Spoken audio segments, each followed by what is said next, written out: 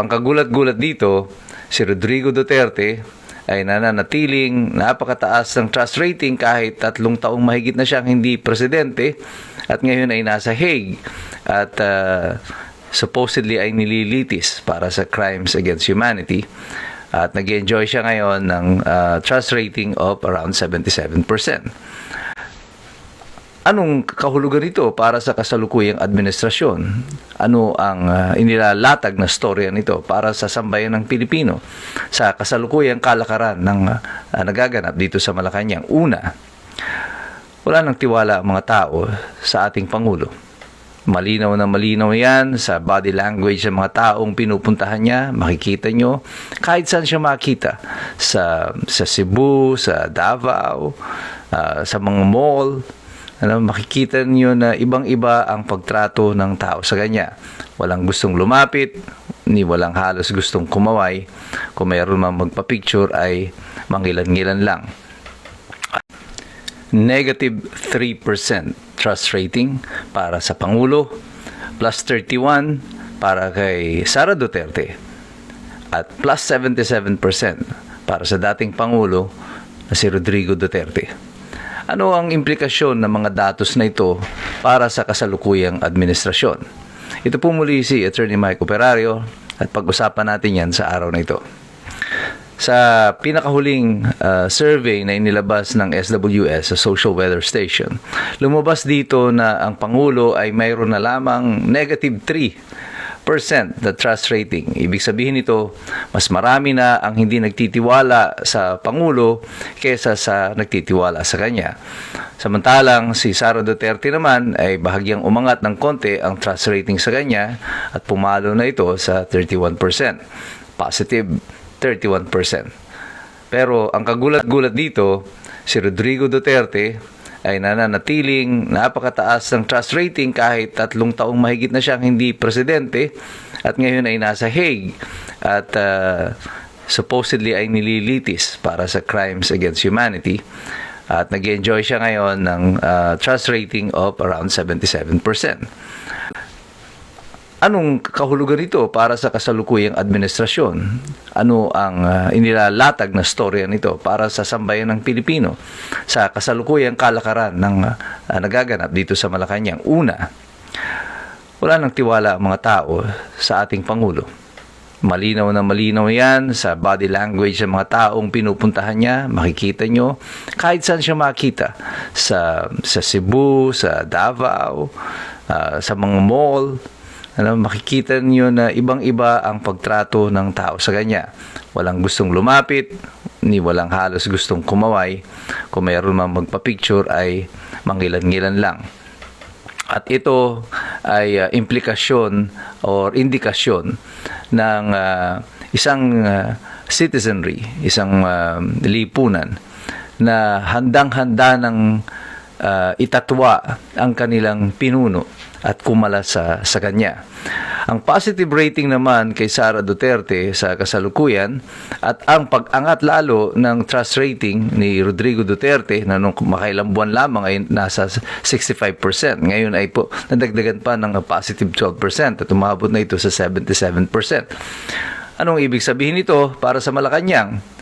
Ang ibig sabihin naman ito para sa kanila, lahat ng ginagawa ng PCO, ng Presidential Communications Office, ni Claire Castro, lahat ng gimmick nila at ng kanilang mga trolls at mga patutsada nila sa internet, at mga kung anong mga gawa-gawa nilang mga intriga, kasama na rin yung mga ginagawa ng mga pink, ng dilaw, ng mga pula, nagkampi-kampihan na sila.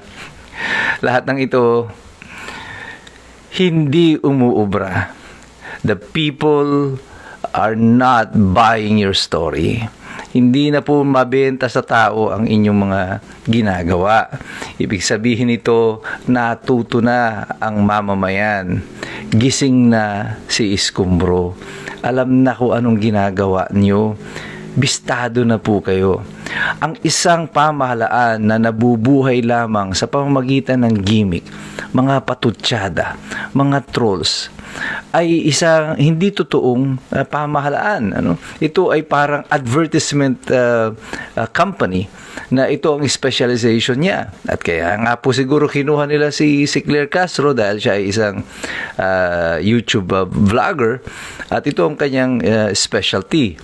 Kaya tingnan nyo kung ano naging tugon ng Malacanang. Ang pinag-uusapan po dito sa kasalukuyan, yung pagkamatay ni Jose Cabral at yung pagbaba ng rating ni Bongbong Marcos at pagtaas ni Sara Duterte at ni Digong, ni President Digong. Anong tugon ng Malacanang? Ito si Claire Castro at bumabanat na para daw kamukha daw ni Chucky, yung manika na kontrabida, yung sinasapian ng masamang espiritu. Kamukha daw nito si Sara Duterte. Well, obvious naman po na malayo kay ang itsura ni Sara Duterte dito sa sinasabi ni Claire Castro. Si Sara Duterte probably is one of the prettiest na mga politiko natin sa kasalukuyan. Lalo na nung kabataan ni Sara Duterte. I'm sure si Claire Castro may itsura din naman siya nung siya ay kabataan niya, no? Pero siguro natatakpan na ng mga lahat ng negatibong mga pinag-aagawa niya at mga komento ng tao sa kanya, at lumalabas kasi ngayon yung kanyang pagiging palingkera at masamang ugali, at yun ang nakikita ng sambayan ng Pilipino. Pero bakit niya kinukumpara bigla si Sara Duterte kay Chucky? Ang tawag nga dito po is misdirection at saka yung pong reaction baiting. Gusto nila ang taong bayan ay magalit kay Claire Castro. Tanggap na nila Claire Castro yan. Tanggap din nila Secretary Roque ng DTI noon yan. Anong ginagawa nila sa atin yan? Reaction baiting po yan. Ano?